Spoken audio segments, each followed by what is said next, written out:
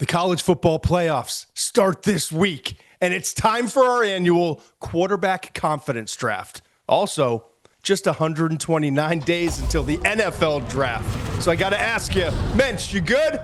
I'm good, man. All right, roll that beat, Tucker.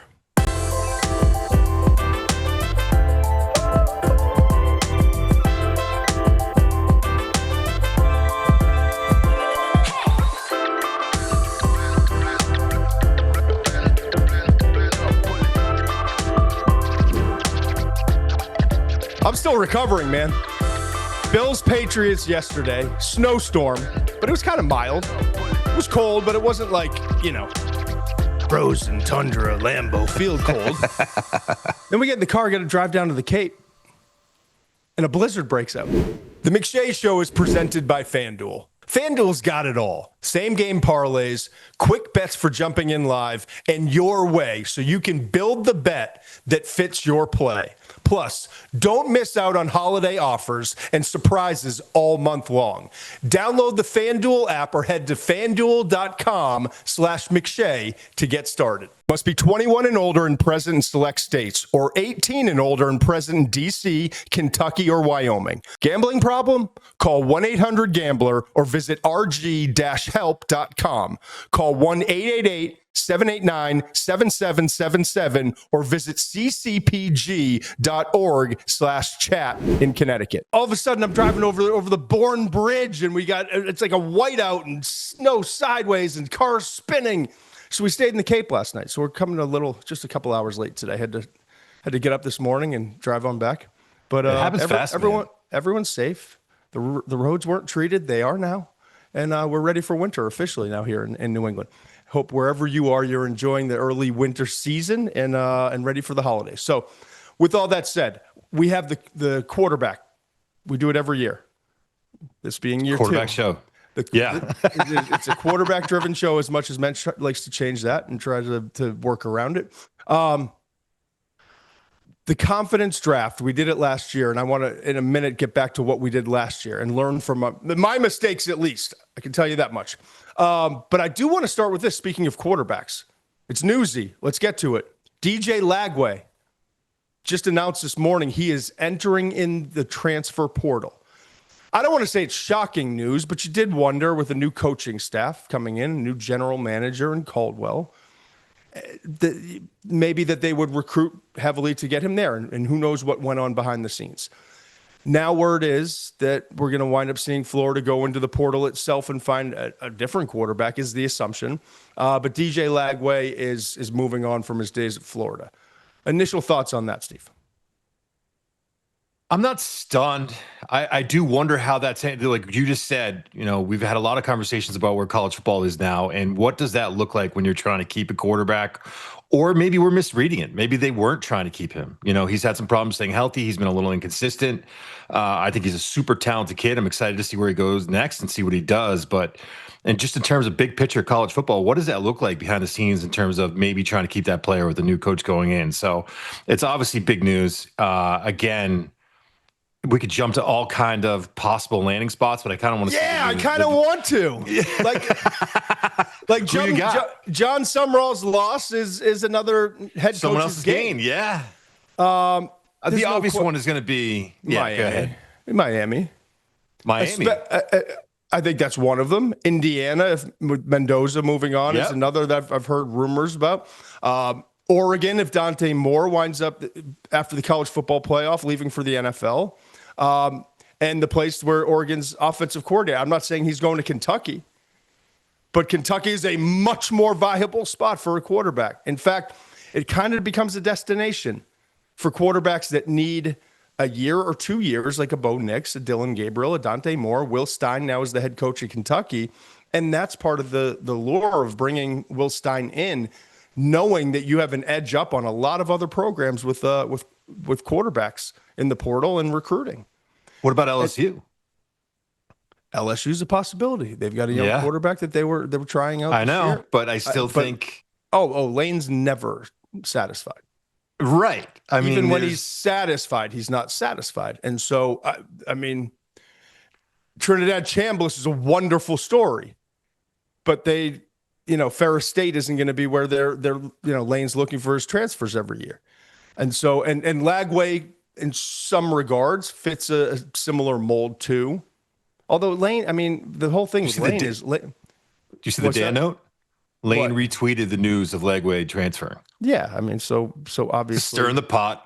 Yeah, and Lane can do it with any kind of quarterback. Going back to USC and the West Coast to Jackson Dart and Chambliss and everyone else he's had in between. So it's huge news. Also big news for our purposes and for college football purposes, draft and college football. LaNorris Sellers, your guy. I happen to like him a lot too, but he's your guy. The reports were, when I talked to scouts in the middle of the season and got some information on Dante Moore's going back to school when Will Stein was there. Now it's kind of up in the air again. Well, also, one of the things I was hearing from scouts was, hey, listen, it's a foregone. It's not foregone. It is absolutely expected that LaNorris Sellers is returning to college for another year. What we're not sure of is it going to be another school, another program. And Miami was the school that was pointed out. And again, I said at the time, and I'll reiterate, it wasn't insider trading. It was not like, oh, I talked to people at Miami and they're actively and there's a deal going on. It wasn't that. It was Miami's done this now. Cam Ward from Incarnate Word and then Washington State into Miami, and Carson Beck from Georgia to Miami. And so there was some buzz in scouting circles that might be the next transfer quarterback that goes in for 1 year of, call it repair, call it tuning up, whatever you want to call it, and get ready for the NFL draft where LaNorris could eventually be a top 5 pick. And so that's interesting that South Carolina was able to get LaNorris back, as all reports are indicating that that's the direction it's heading. So some big news, man, on the quarterback front. I mean, huge. And again, Aidan Chiles, too, is another name. He put his name in. And NFL scouts have been really – and Aidan Chiles is a name with a fast start to the season that NFL scouts started kind of jumping on. Like, we better do some prep on this guy. We started to watch the tape mid-season, and we're like, needs another year. Not ready. Absolutely. I was like, close the book, not ready, but like his potential. So now he's in the portal. And he – is someone that I think a lot of programs would be interested in. Okay, he should, yeah. Oh, he's talented, right? Mobile, big arm, all those things. So some opportunity for some quarterbacks to find greener pasture in their minds, and new scenery, new coaching, new supporting staff, or supporting cast, I should say, around them. Opportunities out there, and that's what the portal's all about. And that's where we've gone. That's where we've gone in terms of college football these days. And instead of swimming against the stream, I'm swimming with it, man. I think it's great. I've seen now too many years in a row where these quarterbacks it's not them bailing, or it's not them like losing out on a job and like I'm going to quit and go somewhere else. It's I only get one shot at this. 4 or 5, maybe 6 years, like a Diego Pavia, whatever it is. It's a limited amount of time to maximize my opportunity, and I'm going to take advantage of it. Yeah, I agree. Going back to the LaNorris Sellers thing, it's interesting to me is that they hired a new offense coordinator in Art Briles, and I do wonder, are you consulting with LaNorris Sellers' team when you're doing that? Are you saying, what do you think about the scheme? I mean, to me, this is fascinating how these hires are going to go and what kind of effect a star quarterback might have on it. And that's the most glaring example because, let's be honest, I don't think I'm alone here. I think there was a really good shot that Sellers was going to leave there based on what happened this past season and how frustrating it was, even as an evaluator, to watch that tape because you're trying to figure out how good this kid is, but the pass protection's not there, the receivers aren't there. It's tough to see how good he is. And then they hire a new offense coordinator, and then you hear the news come out that Sellers looks like he's going back. Again, I wonder how much of a role the player and his team are playing in that kind of a hire. Oh, it's got to be involved. Right? Yeah. Yes. Yeah. Yes. And it's in some cases it's productive. And we had a great opportunity last week to have a great sit down and discuss the big picture of everything with Jake Rosenberg, right? Of all things, behind the scenes in college football that leads to the product on the field. And some programs are taking advantage of his services in the athlete group, and others are hiring other GMs and doing it their way. And listen, whatever works. But there are so many people who are influential in what the product is on Saturdays, many of which are qualified, many of which have no business. And so I urge parents and young men to do your research in the people who are around you, because it's critical now and it's becoming more important every single day. So we'll be tracking all of that and keep an eye out on where Lagway lands. The deal's finalized with LaNorris Sellers, what that means, and then also Aidan Chiles and all these other quarterbacks that we suspect there could be some movement with as well. All right, moving on to today. Second year we've done this. Last year, I want to go back, Tucker, if you can throw up the graphic. Last year we had the college football playoff quarterback confidence draft, right? Here's who we came up with as our rankings. They don't look great.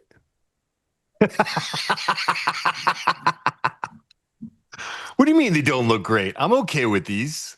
They don't look horrible, but we had Riley Leonard at 8 and Will Howard at 6.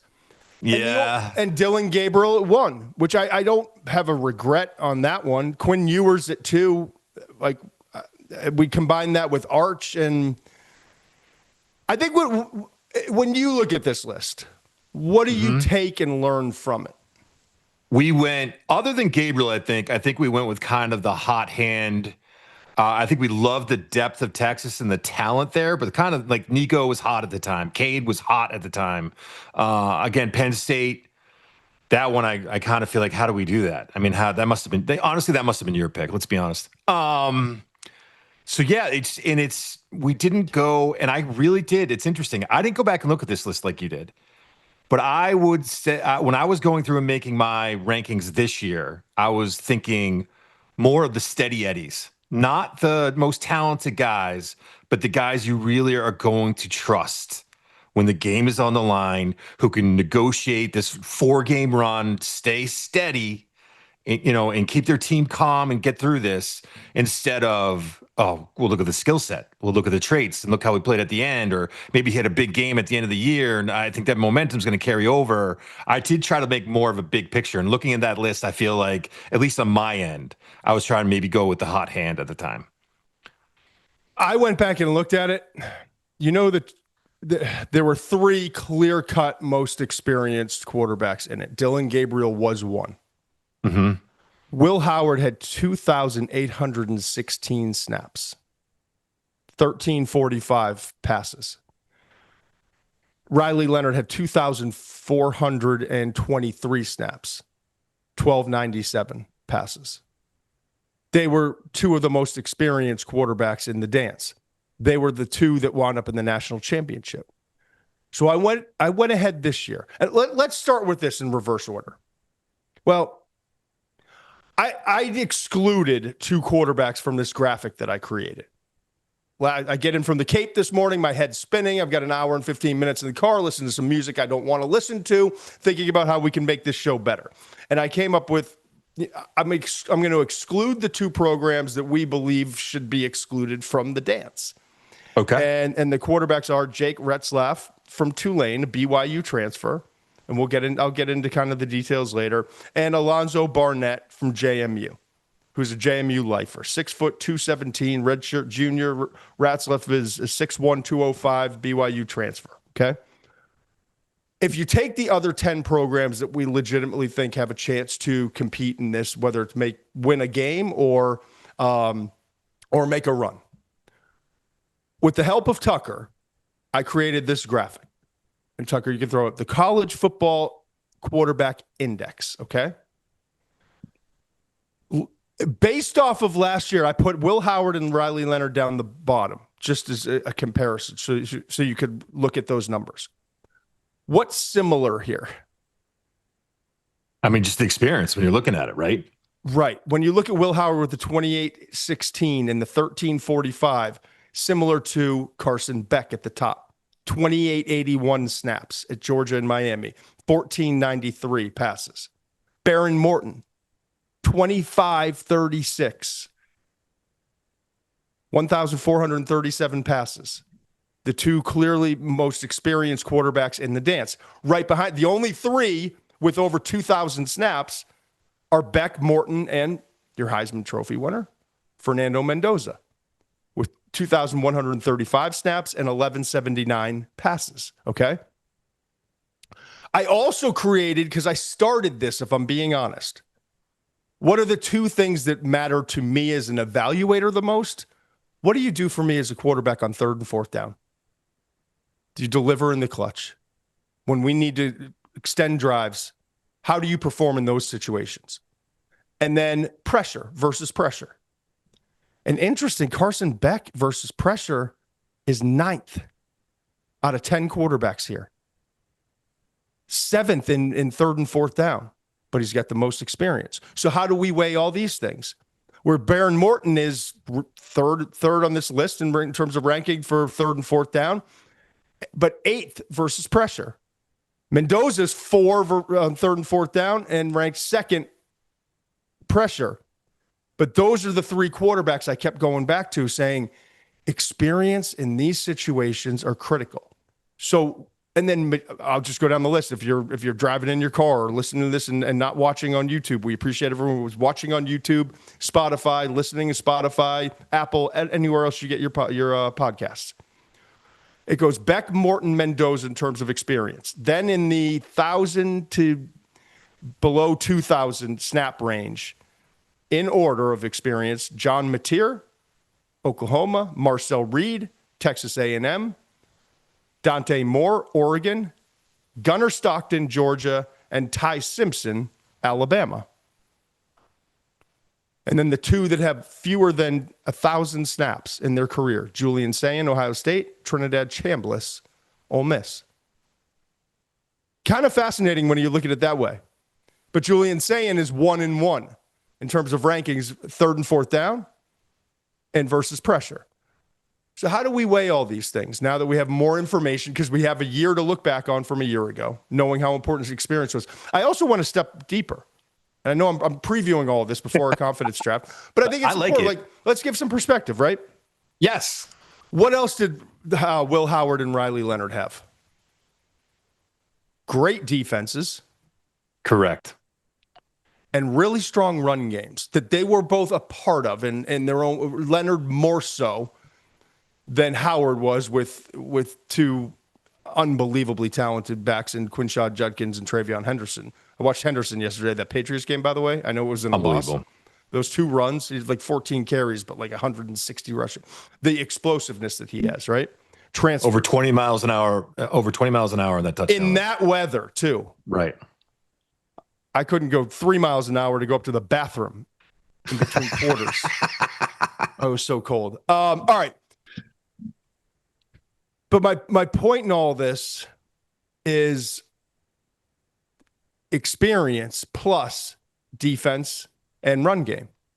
Now, what's interesting this year in the college football playoff, headed towards the national championship, 8 of the top 12 scoring defenses in the country are represented in the college football playoff. 8 of them, Mensch. It's Ohio State, Indiana, Texas Tech, Miami, Oklahoma, Oregon, Georgia, and Alabama, all in the top 12, in that order. And then you've got 24th is Ole Miss, which I was surprised that they were even that high, to be honest. And 41st was Texas A&M. Got a lot better from early in the season, but those numbers are skewed by shootouts earlier. So all good defenses, but 8 are in the top 12 nationally. And then the run game, I did rankings on that too. I kind of got out of control this morning. I think you did. We're going to talk. I'm going to respond in a second to this. But Mendoza across the board is my point on it all. And that's where I'm going to transition. Over 2,000 snaps, over 1,100 passes in career, plus the number 2 defense and the number 1, the 11th ranked run game. He's got the best plus ranked 4th and 2nd in third, fourth down, and pressure, respectively. He's got the best resume across the board. So as we start this college football playoff draft, I have the first pick because you gave it to me, actually. Yeah. And I will gladly take it with not a surprise, but I just want to give all of that as background as to why some of my picks might be wonky today. And I'm cool with that. Because it would have seemed wonky last year if I picked Riley Leonard and Will Howard. Yeah, it would have. 1-2. And they wound up there in the biggest dance of all. So I'll go with Mendoza here, which is chalk, but also aligns with everything that I just showed as a preview. Yeah, and I think the one thing that you did a great job of talking about Mendoza there. I would say the one thing that maybe you didn't talk about was clutch moments. You can take all those numbers, but you talk about the Heisman moments for a guy. How many Heisman moments did he have this year? I mean, Iowa, Penn State. Who am I missing? Iowa, Penn State, Oregon, Ohio State. All of these moments. I mean, there's 4 games there. None of them true home games. Right, 4 games there that he came out and at some point in that game made a play for Indiana to win. Was the difference for his team. So you get into all those numbers, and the tape's great too, by the way. I mean, we can talk about these numbers, the tape's great, and then these moments. I think Fernando Mendoza is an absolute lock. I'm going to push back a little bit on your method here. I love that you got in the lab. I love the third, fourth down thing. I love the pressure thing. I didn't look at it. I mean, I'm a little more of a trust my gut guy, I guess.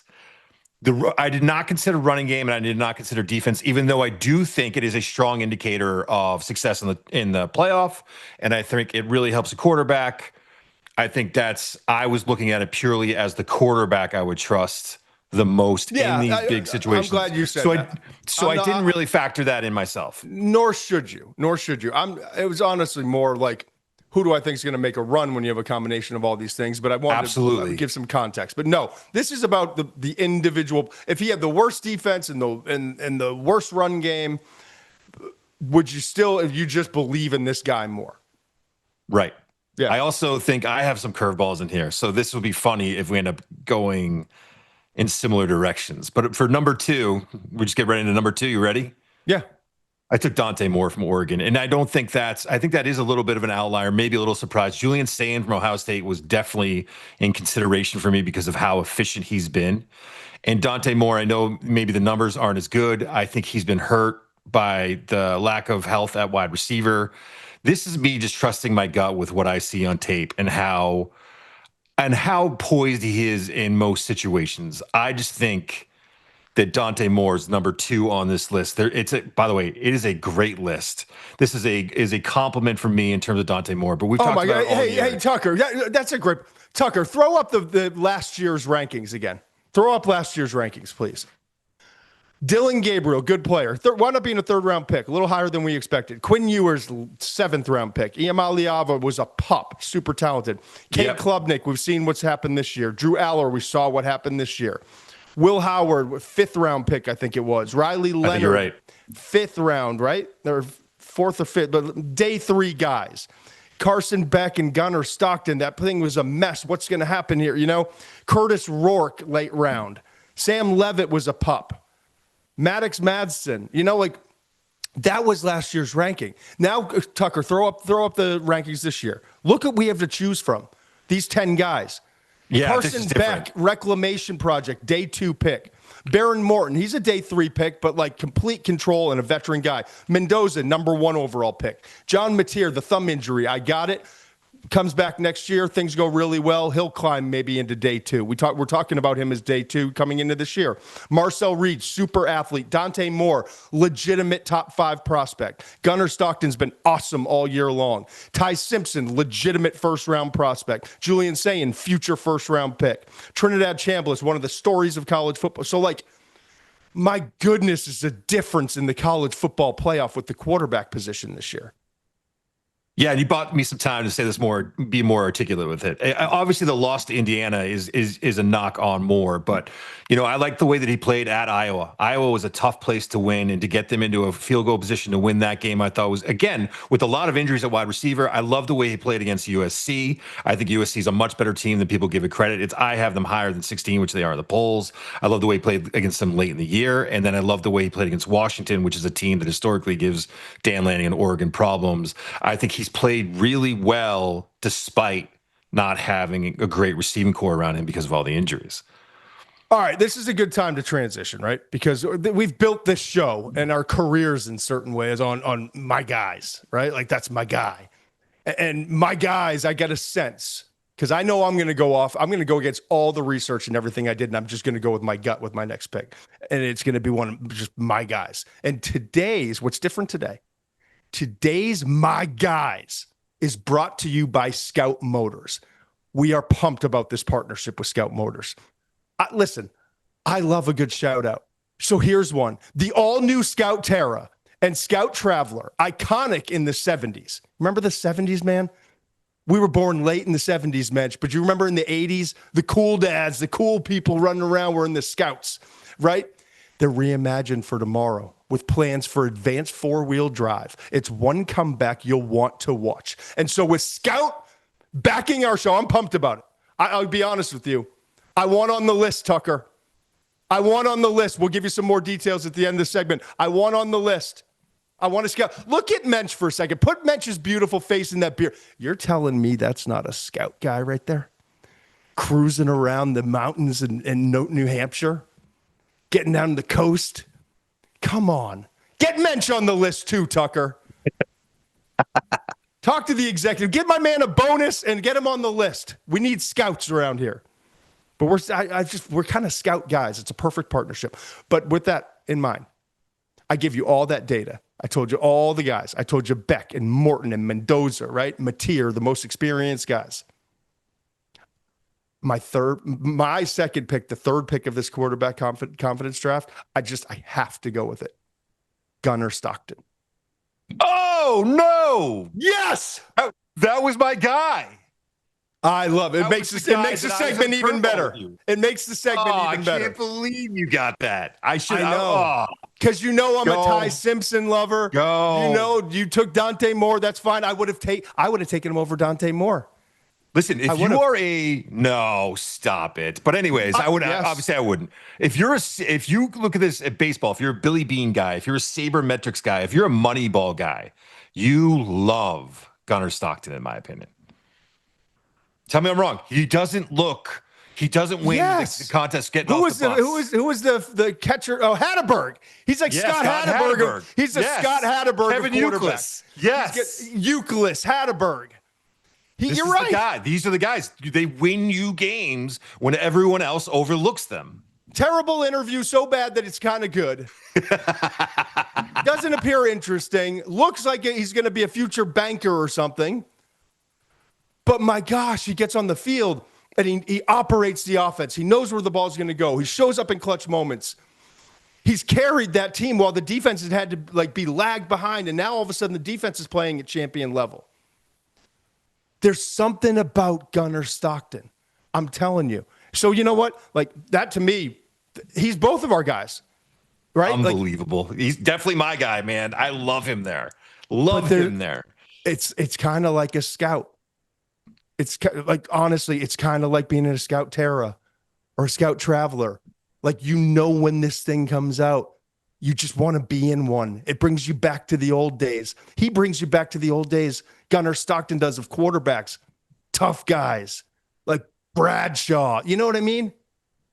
Yeah, listen, I went through, and I'm terrified of doing stats because the last time I dipped my toes in stats, I didn't really do great. But I'm pretty sure about this. I double checked. Okay. Against number 6 Ole Miss, number 14 Texas, that's a good defense, and number 11 Alabama in the SEC championship game or whatever they're ranked, whatever. Okay. He completed 81.4% of his passes. He had 11 touchdowns and 1 interception. Not a big yards per game, but 224.6. Those are monster games. And look how he played in those games. I just trust him more than most quarterbacks on this list to do the right thing. And I also know I believe that he understands how to throw the ball away. I am not the star here. I don't have to force the throw. He's third on this entire list in terms of NFL rating versus pressure. Like he just gets it. He understands game management as well as any other quarterback on this list. He understands I am a part of this. I'm a cog in the machine, and this is what we are. We're a running team. We're a tough physical team, and we play good defense. And I'm not going to try to get. This is one thing we criticize about Carson Beck at Georgia, right? They fall behind against Alabama last year. What did Carson Beck do? He tried to score 14 points on every drive. He's forcing a ton of throws, just trying to make that big play. Gunnar Stockton, steady Eddie. That's what I was talking about, man. He just stays even keel. The heart rate stays the same baseline for him. This is how I operate the offense. These are my reads. This is what I do. And then you just move on to the next play. He is so underrated. I can't believe he took him third. It's totally unscripted, and that's the best part. And it's the best way to kick off our partnership with Scout. I mean, Scout Motors. Like, to me, like this is perfect. And so much so that I was gonna have one, you were gonna have one, but that's it. And this isn't about the NFL draft. This is about who's our guy heading into the college football playoff. And you got to start with Mendoza, and Mench, you love Dante more, and I do too. This is about, like, who do you trust? Who do you want to ride with in the college football playoff? And we both think we want to ride with Gunnar Stockton. And that perfect way to kind of pull it all together, because today's My Guys was brought to you by Scout Motors, who are also making some pretty amazing moves in their field with the all-new Scout Terra and Scout Traveler, both coming soon. Get on that wait list. Join the wait list. You got to do it. Go to scoutmotors.com. Mensch, hey, Tucker, go on now before everyone else who's watching this. Get our names on the list. Concept vehicles. Not available for sale. Features and performance specifications are preliminary and subject to change. Joining the wait list does not guarantee purchase, but man, we hope it does. Visit scoutmotors.com for more details. All right. That was our guy. Now we got to transition. Yep. Your pick, number 4. I bought you some time. Scout Motors bought you some time to think who's going to be number 4 for you, but go ahead. I'm good. I know my rankings, and I'm good with them. I feel very comfortable. And this guy, the knock on this guy is probably going to be that the biggest game of the year they lost. But Julian Sayin from Ohio State, the numbers are just too good. He's just too damn efficient. I look at that game against Michigan, which Michigan down year for that team. I understand that, but when you throw that pick early in that big of a game with the history of that game and the way he responded, I just love that. And just the overall body of work this year. I know he's young. I get that, but he's not we talked to Urban Meyer earlier this year. He's not a freshman anymore, man. He's got enough starts under his belt. He's played Texas. He's played in the Michigan game, and now he's played Indiana, that awesome Indiana in the Big Ten game. And even looking at that game, I don't know if people are aware of how good that Indiana defense is. And I think he played pretty well. I mean, if we're really breaking down that game, remember when he got tackled before he got to the line on that 4th down, they had to review that, and then a missed field goal. I mean, if Ohio State's kicker hits a chippy, that's a tied game, and we see what happens after that. I actually think he played pretty well in that game, if you go back and look at it. So to me, especially considering the defense and the stage, to me, Julian Sayin at 4 is, I feel great about that pick. Yeah, I mean, he's arguably he might wind up being the most talented of all these guys. Arguably, you could argue he could be a number 1 overall type pick. But throw up the graphic again. What was he against pressure and on third? He was number one on 3rd and 4th down, number 1 in pressure versus pressure. Those are NFL ratings. If they were to apply NFL ratings, that's where it would be. It bears out on tape. That's what you see on tape. I mean, it speaks for itself, in my opinion.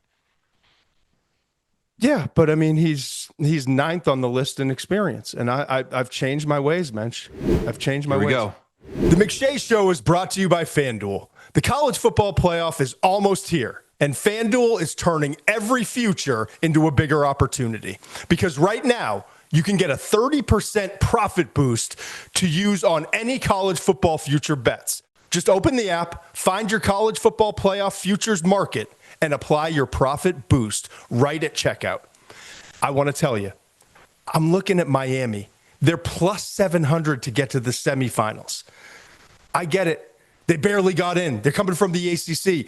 But I went back and looked last year. It was Riley Leonard, Will Howard, two of the most experienced quarterbacks in the entire dance. Well, Carson Beck's the most experienced quarterback of the 12 leading their teams into this tournament. I kind of like Miami as a dark horse. Plus 700 right now. I'd get in on that just in case. Visit FanDuel.com/McShay to get your college football playoff futures profit boost today and take your shot at a boosted future bet. Must be 21 and older and present in select states, or 18 and older and present in D.C., Kentucky, or Wyoming. Opt-in required. Bonus issued as non-withdrawable profit boost tokens. Restrictions apply, including any token expiration and max wager amount. See terms at sportsbook.fanduel.com. Gambling problem? Call 1-800-GAMBLER or visit rg-help.com.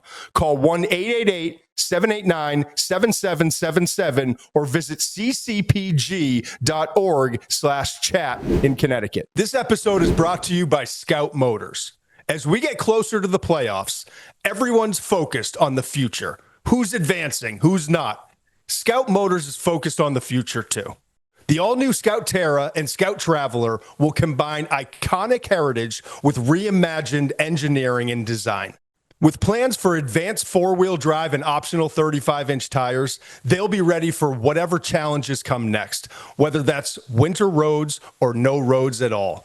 Join the wait list at scoutmotors.com. Concept vehicles not available for sale. Features and performance specifications are preliminary and subject to change. Joining the wait list does not guarantee purchase. Visit scoutmotors.com for more details.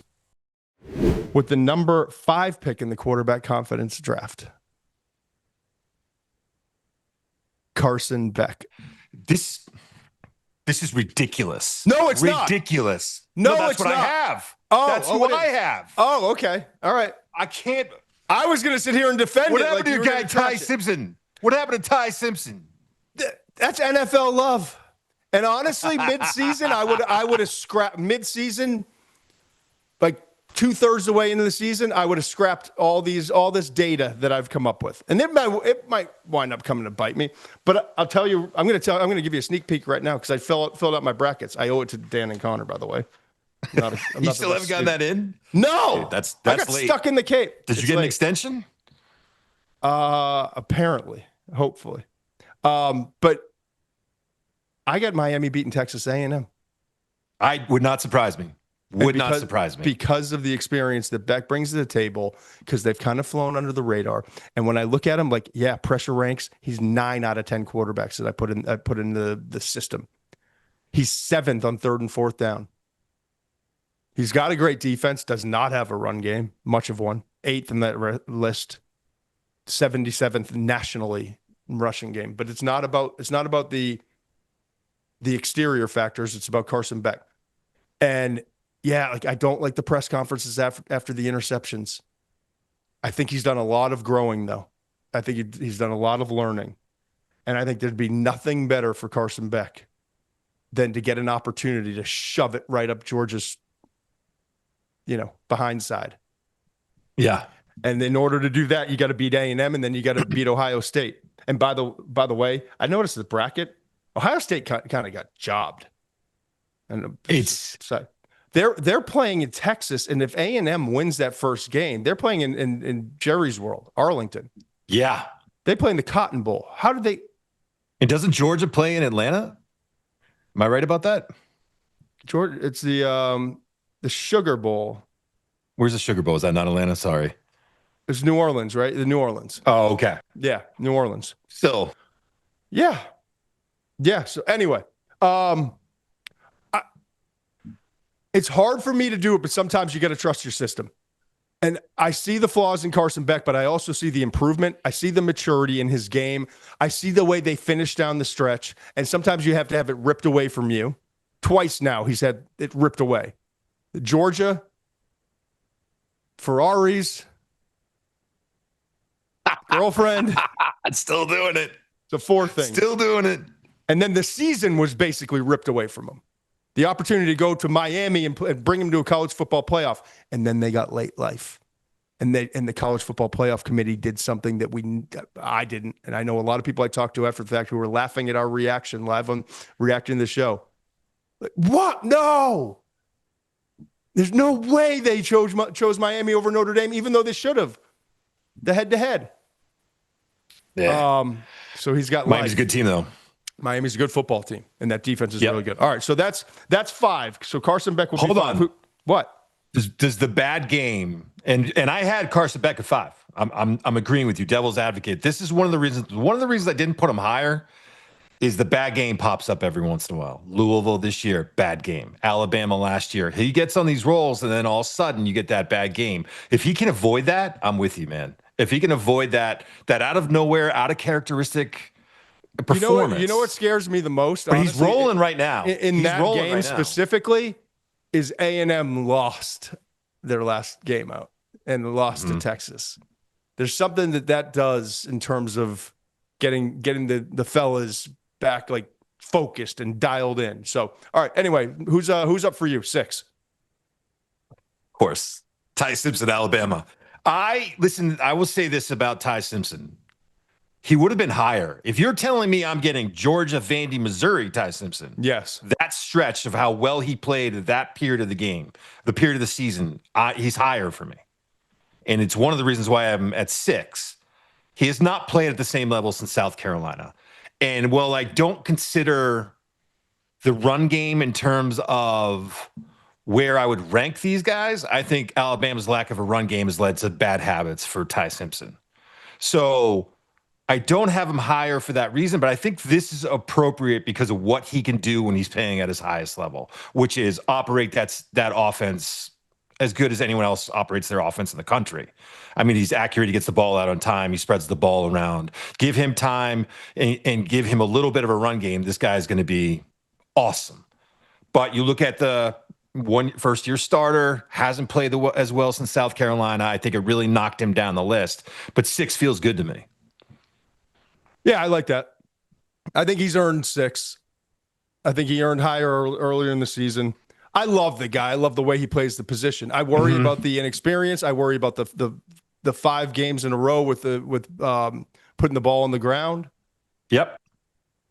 I worry about his number 1 wide receiver. Like, I don't know what's going on with Ryan Williams.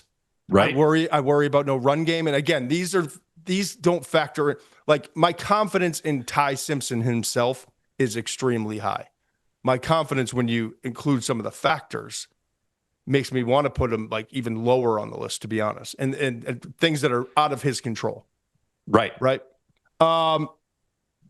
Here's a tough one. Is it? I feel good about my 7. The top 7 I really like. The 2 guys that I want to pick, I can't do it. I hate that we have the same list. I already know. No, you don't. I'm actually struggling. I've got 2 that are right in the same bracket.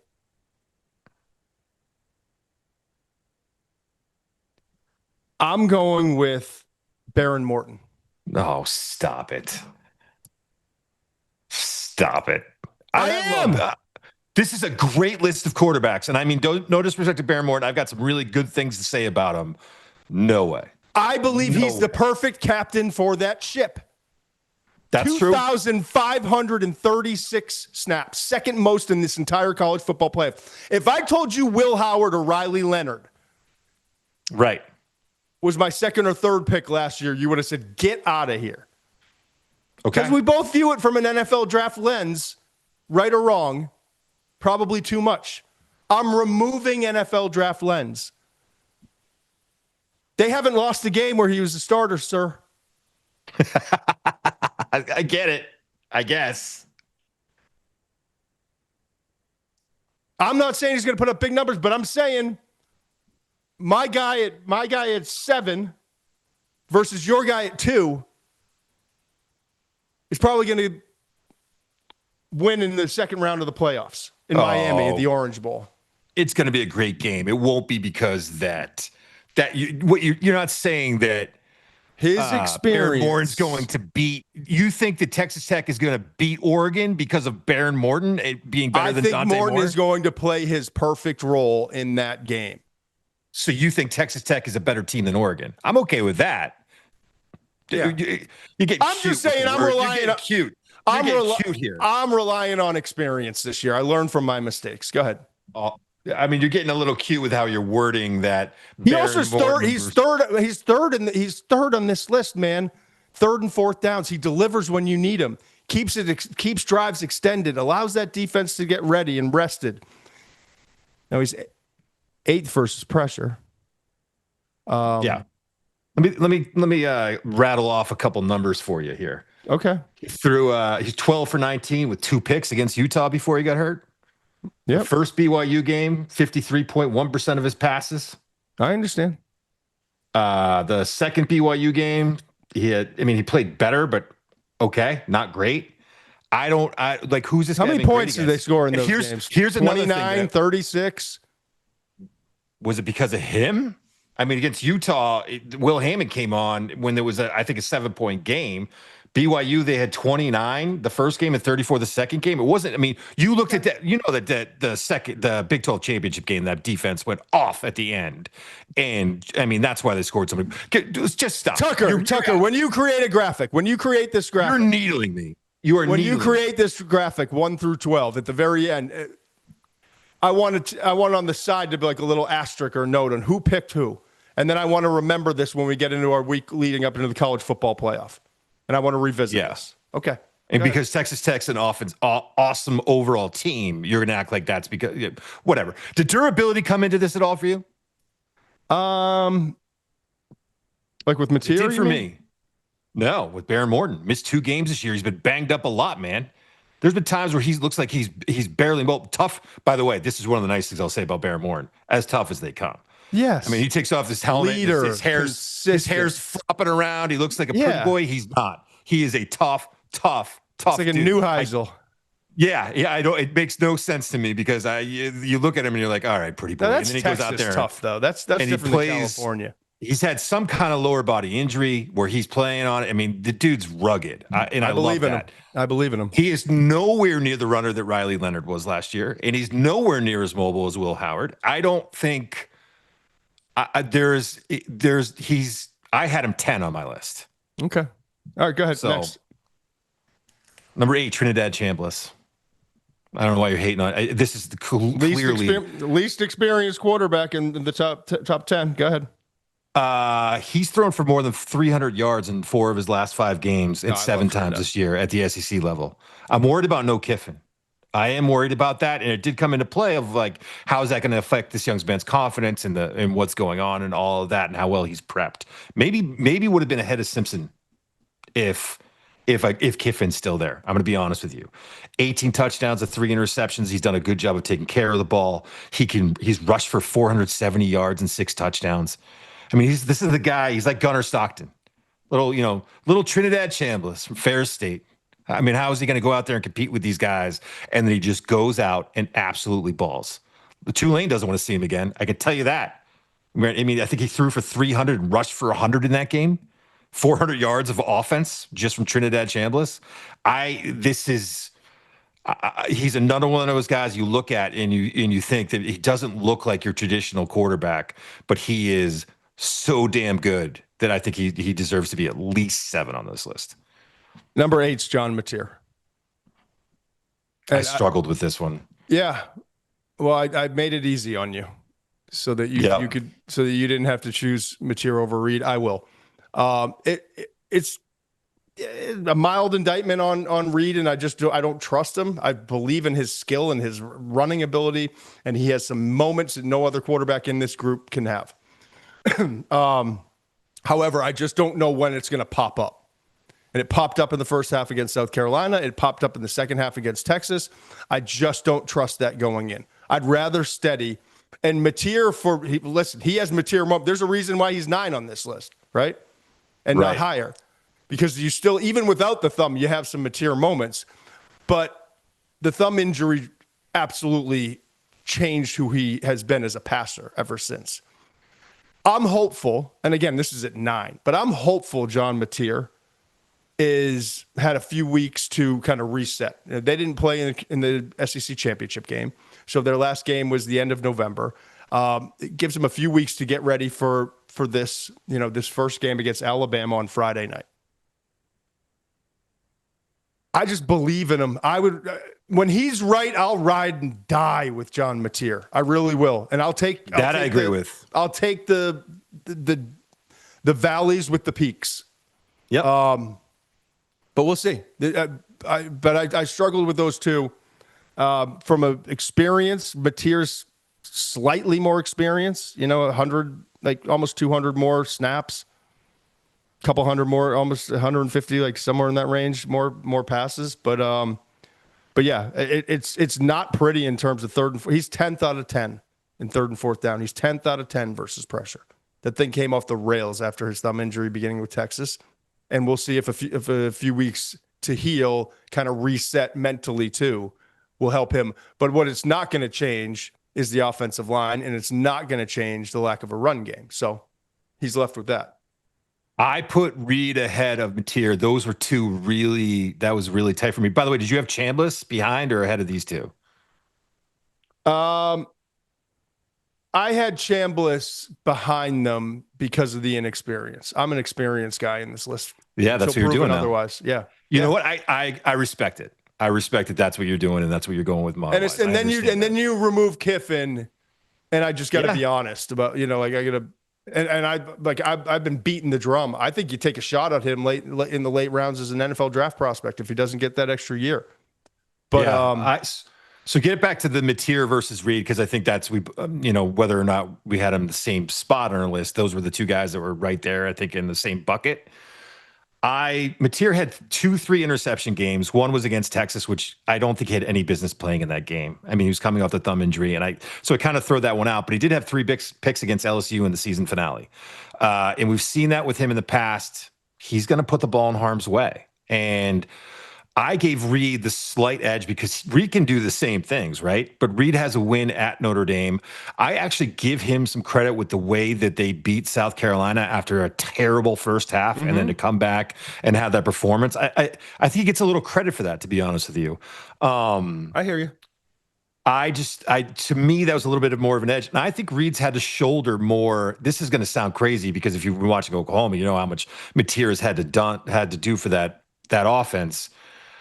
But, you look at that Oklahoma defense, and I think Marcel Reed hasn't had that Oklahoma defense. And I think there's been times where he's had to make more plays, and there's been maybe a little bit more pressure on him. He's had a better running game. I don't know. It's a slight edge. This is the thing that both are carrying their run game. Have had to at least down the stretch. When you're looking at it, you're just kind of, it's very close to me. Give me one or the other. And by the way, I'll take either. Again, this list compared to last year's, it's amazing. Give me either. We're literally at 10 and still have passion. Give me either of them. And I kind of like the guys we're going to talk about at the end here. I kind of like some traits they have. So it's interesting to me. Alonza, Barnett, JMU, or Jake Retzlaff from Tulane. I'm going to go with Retzlaff because he's proven to be a winner. I know Barnett's a JMU lifer and I think he's a redshirt junior, but I think this is his 4th year there. Retzlaff has just been and mind you, Barnett has been a better runner, and he's rushed for 544 yards and 4.7 per carry and all that stuff, where Retzlaff is just 118 yards. There's no winning here, but I'm going to go with the more experienced guy, a BYU transfer. Yes, I recognize that he was just 5 of 17 versus Ole Miss, and that's the opponent. Yep. And he was just 50% with 2 interceptions in the other loss that they had against UTSA. But he is a winner. He's 2 years now, 2 different programs. He's lost 2 games in each of those seasons. Okay? I like his traits too, man. BYU he moves 24. well. Yeah, there's some. Yes, he's got a good arm. I like his traits. He's completing over 62%, 14 touchdowns, 6 interceptions. None of it's jarring or jumping out at you. they're just, yeah, it is what it is. They're playing Ole Miss, so it's going to be a long day at the office. It is. He does lead Tulane with 610 rushing yards and 16 touchdowns, by the way. Who? I mean, 16 rush for Retzlaff. Oh, okay. Yeah, I mean, he's the 16 touchdowns really jumped out at me. He's not, when you watch him, though, he's not. Maybe I looked up last year's. I was going back and forth between BYU, and he didn't rush for as much. But go ahead. He did not. He did not rush as much last year. Was it 118 yards last year? I think I was mixing them up. Nope, 417.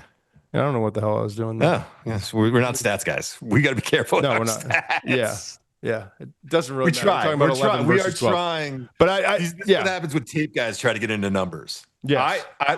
Retzlaff, 2-year starter, good traits. Again, I think a good runner. Obviously, a dangerous guy in the red zone with 16 touchdowns. So yeah, I like him. I went with Alonza Barnett ahead of him. Alonza Barnett the third, and one of the reasons I did it was this kid went into North Carolina last year with JMU. And again, I understand North Carolina's not a great program, but it's an ACC program. They went on the road. He threw for 388 and 5 touchdowns in that game. They won. It jumps out to me. I watched him on tape. Threw for 102 versus Louisville in a loss this year. Did. Go ahead. He got hurt in that game. And completed 40% versus Troy in his last outing. But go ahead. 100% true. 100% true. This is, but I hear you. Like you're looking for something. No, you're looking for something. Yeah, show me that you've done it. Show me in a big moment you've done it versus better competition. I like it. I didn't know I should have known you were going to bring up the Troy game. But I like the way he kind of flicks his wrist and the ball comes out. I mean, he comes out with great zip. He's a big play waiting to happen. He makes big plays with his feet. He can take the top off the coverage. If you're looking for a guy that you want to take, who's going to be a home run hitter, right? If you're coming up here and you don't have a solid roster, and we're going to all baseball metaphors today for Muench. Dan, I hope you're happy.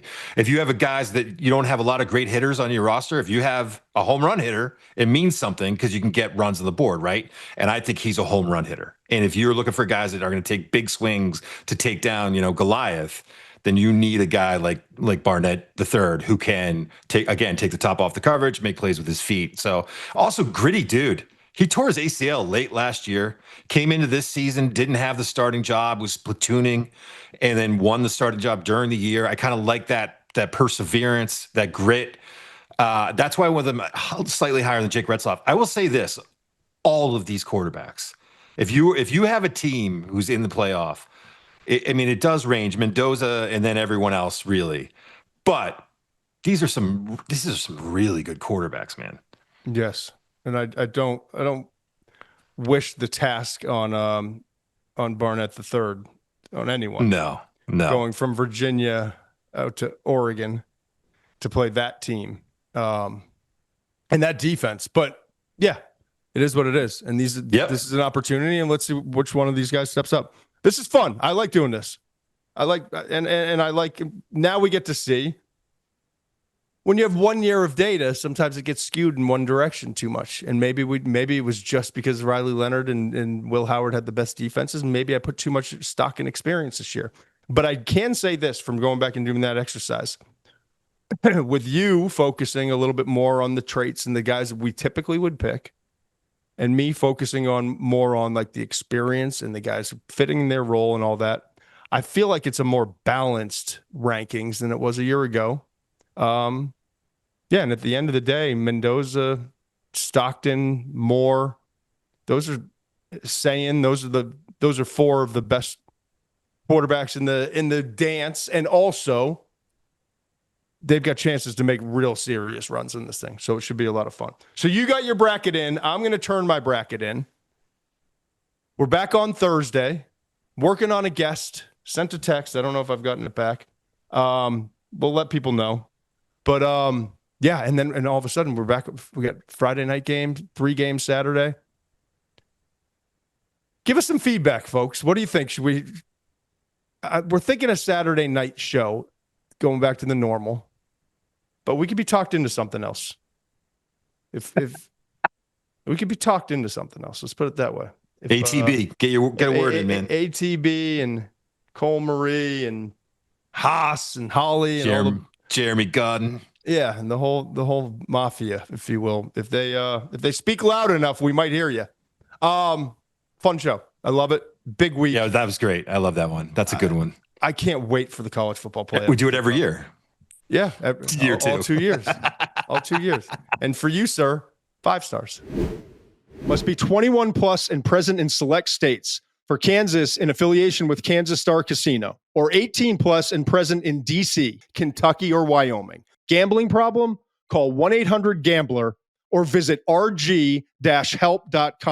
Call 1-888-789-7777 or visit ccpg.org/chat in Connecticut or visit mdgamblinghelp.org in Maryland. Hope is here. Visit gamblinghelplinema.org or call 1-800-327-5050 for 24/7 support in Massachusetts or call 1-877-8-HOPE-NY or text HOPE-NY in New York.